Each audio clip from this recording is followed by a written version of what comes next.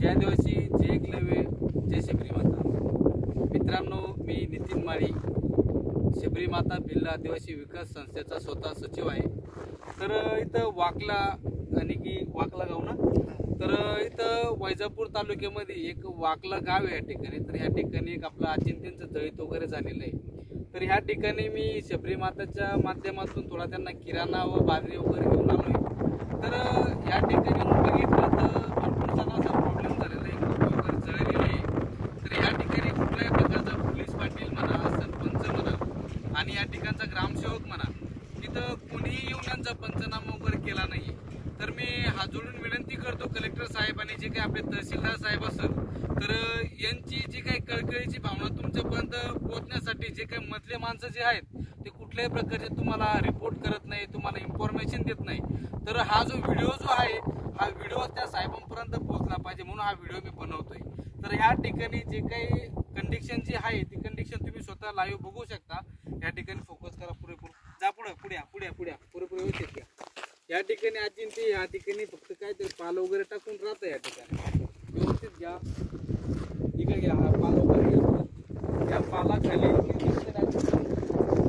सोमवारी जळलेली आणि की तिसरा दिवस उगलेला आहे. अजूनही या ठिकाणचे पोलीस पाटील म्हणा, तलाठी म्हणा आणि सरपंच म्हणा या ठिकाणी कुठेही आलेले नाहीये.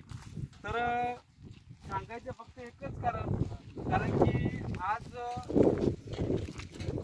आज या अजिंक्यांना जर मदत जर ग्रामपंचायतच्या माध्यमातून जर होत नाही, तर सगळ्यात मेन गोष्ट जो काय आदिवासी समाज आहे, आदिवासी समाजाला कुठल्याही प्रकारचं कोणत्याच गोष्टी माहिती नाही. कारण की हा पुरेपूर वंचित राहिलेला आहे. त्यांना कुठल्याही प्रकारचं शिक्षण नाही, कुठल्याही प्रकारची कोणती स्कीम वगैरे ती हेही त्यांना माहिती नाही. आणि अजिंक्या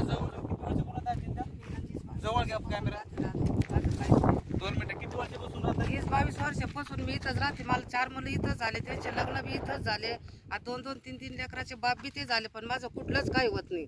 दर 12 महिन्याला मी फाईल करते, माझ्या फाईलीचा लाभच मला म्हणजे घरकुलाची फाईल ना? हा, दर 12 महिन्याला चालते. म्हणजे तुम्ही आतापर्यंत किती वेळेस फाईल टाकल्या तुमच्या? दर 12 महिन्याला टाकतो ना. स्कीम निघली का फाईल करतो, स्कीम निघली का फाईल करते, पण ती फाईल आमच्यापर्यंत येतच नाही. म्हणजे 15-20 वेळेस ते आता 15-1 वेळेस तुम्ही फायली केल्या असतील. म्हणजे तुम्हाला कुठल्या प्रकारचं काही भेटलं? कुपनाची केली, मला दुसरं काहीच नाही. मला घरकुलाची ना अशी आहे ना, घरकुलाची फाईल भरते मी. एक कागद 150-150 रुपयाचा काढते मी. बघा, सगळ्यात मेन गोष्ट अशा काही गोष्टी जर फायली वगैरे भरून पण त्यांना पुरेपूर भेटत नाही.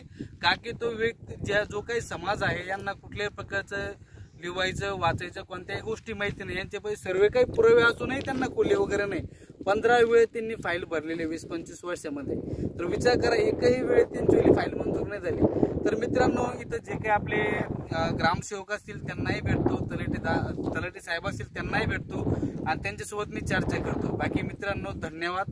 जय आदिवासी मित्रांनो.